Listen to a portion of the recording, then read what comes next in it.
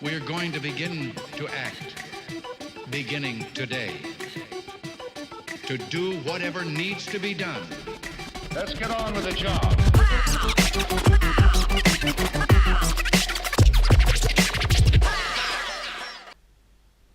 Salut à tous.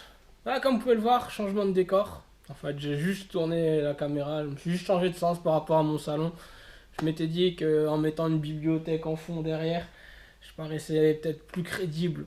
Je sais pas si ça permet d'augmenter au niveau du nombre de vues et au niveau du nombre d'abonnés. On essaye, qui ne tente rien à rien. Donc aujourd'hui, on parlera de la Chine, d'Israël, Russie, enfin on fera un peu le tour du monde, un peu comme d'habitude, avant de parler des Winklevoss, Coinbase et compagnie. Donc en Chine, depuis le début de l'année 2017 et l'ascension top du Bitcoin à ses plus hauts historiques, une série de mesures a été prise par le gouvernement chinois. Retour sur les communiqués. Donc le 5 janvier, il y a eu une rencontre du POBC et des principales plateformes de change chinois, OKCoin, Huobi, BTCC. Et les autorités chinoises rappellent ainsi que Bitcoin est un bien virtuel particulier qui n'a pas de statut juridique et d'équivalent monétaire, qu'il ne peut pas et ne doit pas être utilisé comme monnaie d'échange et que les organisations participantes et les particuliers doivent être prudentes dans leur investissement. Le 11 janvier, lancement aujourd'hui par les unités de la Banque populaire de Chine et des municipalités de Pékin et Shanghai d'une série de contrôles visant simultanément les principales plateformes de change de Bitcoin, notamment BTCC, Huobi et OKCoin. L'objectif annoncé de son en janvier, rechercher d'éventuelles irrégularités, dont des manipulations de marché, du blanchiment d'argent et des financements illégaux. Le 12 janvier, les premières sanctions arrivent, les premières mesures arrivent. Annonce de la fermeture de BTC 123 à compter du 26 janvier.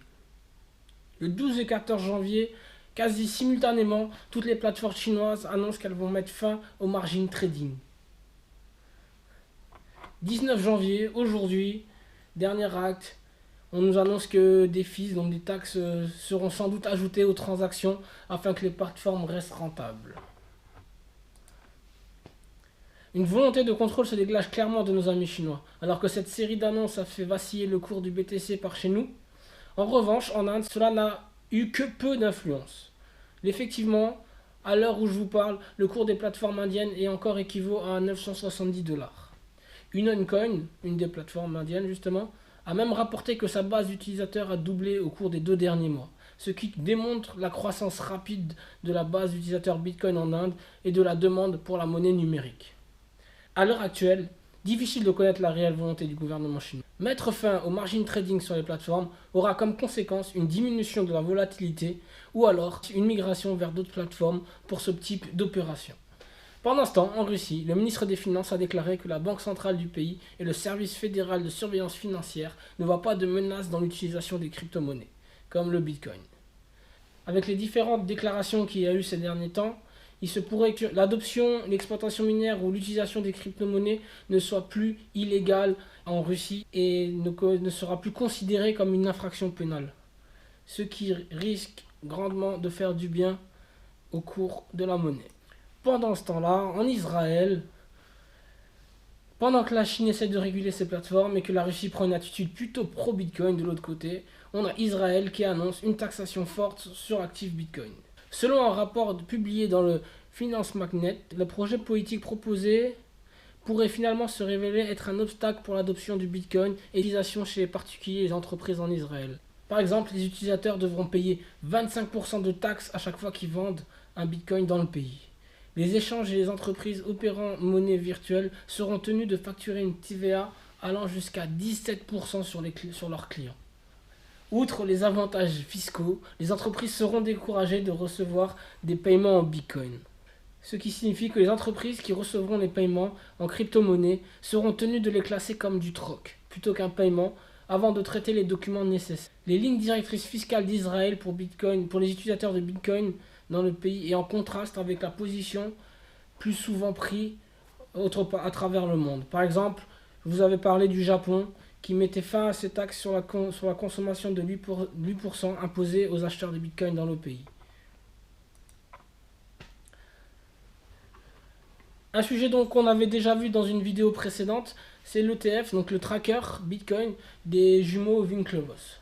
Donc la décision de mettre sur le marché américain l'ETF sera prise le 11 mars.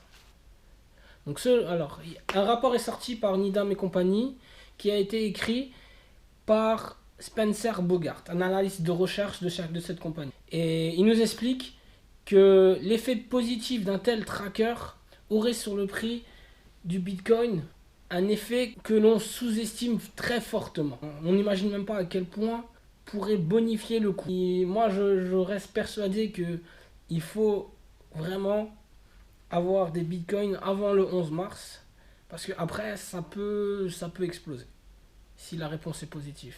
Mais d'après toujours ce rapport, il nous dit qu'il est très peu probable, et il nous dit qu'on surestime la probabilité qu'un tel tracker des jumeaux Winklevoss soit accepté. Du coup, le cours au moment où je vous parle, pour lui, est trop élevé, parce que le marché surestime le fait que le tracker pourrait être accepté. Mais il faut savoir que l'analyste de recherche, donc ce que je vous ai dit, Spencer Bogart, qui a écrit cet article, a été indemnisé par les revenus de Needham et compagnie, bien sûr. Mais pas seulement, il a été aussi payé par le Bitcoin Investment Trust, qui est le concurrent des Winklevoss. Donc il y a conflit d'intérêts. Parlons un peu de Coinbase. Je n'avais pas encore parlé, mais depuis le mois de novembre, Coinbase, qui est une des plus grandes plateformes de change US, a des démêlés avec le service des impôts américain, l'IRS. En effet, ces derniers réclament la liste des coordonnées ainsi que l'historique de toutes les transactions de toutes les personnes ayant utilisé le site entre 2013 et 2015, qui, pour eux, sont des potentiels fraudeurs du fisc.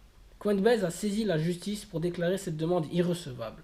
Par le passé, ils ont déjà donné ce genre d'informations à l'IRS, mais pour des personnes en particulier, et pas toute une liste d'un coup, quoi. Enfin, l'IRS abuse un petit peu. Mais en coulisses, nous savons très bien qu'au début, Coinbase ne demandait pas les identités à tout le monde, et fonctionnait avec une certaine irrégularité. Ils essayent de se dépatouiller comme ils peuvent maintenant, pour trouver une excuse à ne pas donner une liste que eux-mêmes n'ont pas. D'ailleurs, les rats commencent à quitter le navire. Le vice-président aujourd'hui donc là, vient de déclarer qu'il quittait Coinbase. Moi, je serais vous, j'aurais des fonds sur Coinbase. Il a encore grand temps d'y en sortir.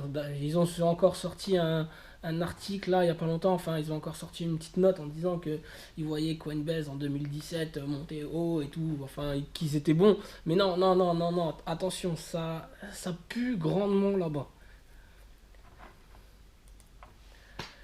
On va parler un peu des applis et des sites. On va commencer avec Oli Transaction Trade. C'est un nouveau portefeuille de crypto-monnaie universelle en Espagne qui permet des conversions de Bitcoin et euros instantanément. Dans 7000 guichets automatiques de l'Espagne, une personne pourra convertir leur Bitcoin en monnaie fiduciaire et vice-versa. Et donner un grand coup de pouce à la monnaie numérique dans le pays. Ils ont commencé à travailler avec Alcash et un processeur de paiement local pour permettre le retrait d'argent pour leurs clients espagnols. Ils ont aussi décidé d'aider à élargir le réseau Alcash à d'autres pays. En plus que l'Espagne, le réseau Alcash comprend également la Pologne, ce qui porte le nombre total de distributeurs automatiques qui permet la conversion en Bitcoin et en euros jusqu'à plus de 10 000. Une autre appli qui va soutenir le cours de Bitcoin, c'est Abra. Abra envisage de lancer en février prochain leur application au monde entier.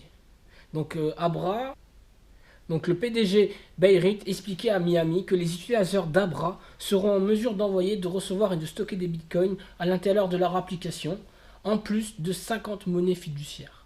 La société admet que même si Bitcoin est une grande partie de son activité, il a été caché dans l'arrière-plan jusqu'à maintenant. Cependant, ce qui est en train de changer avec le lancement ça va changer avec le lancement prochain. En outre, Abra l'application elle-même est une portefeuille entièrement qui fait travailler les monnaies numériques, ce qui signifie qu'Abra n'a pas accès à la clé privée de l'utilisateur, même si les utilisateurs détiennent des dollars et des américains dans leur portefeuille.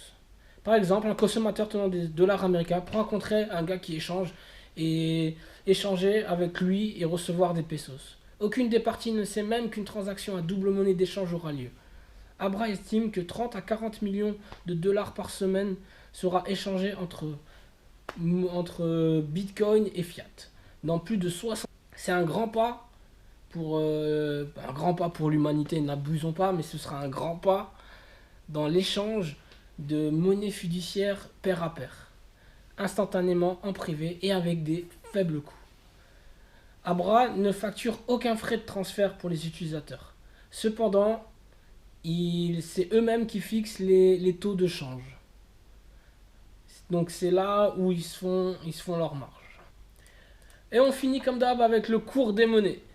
Alors, donc ce qu'on va faire aujourd'hui, on va regarder les cours qui seront le cours de référence pour l'année 2017 des cryptos dont je pense qu'on devrait en avoir dans son portefeuille.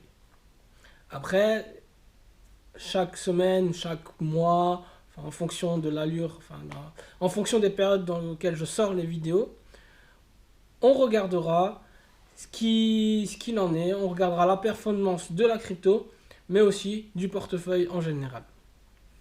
Donc, tout d'abord, le Bitcoin. Donc, on va voir en dollars. Notre cours de référence pour le Bitcoin pour cette année 2017 sera 893,37 $. Ok. Ce que je pense qu'il faudrait aussi avoir un peu d'Ether, même s'il est un peu haut là maintenant, mais pas grave. 10,26 $.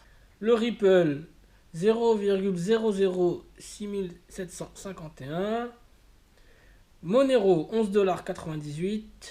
Augure, 4,45 $. Economy, 0,37 $. Non, moi je crois beaucoup en économie. Hein. Après, ça reste que personnel. Le Lisk, 0,15 $. Shadow Cash, 1,61 $.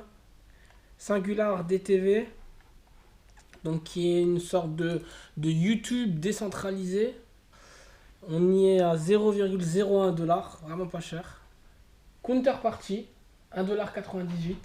Podcoin, pour participer à l'industrie légale du marijuana, juste pour le délire. Et Netullis Coin, parce que j'aime bien le nom. 0,04 $.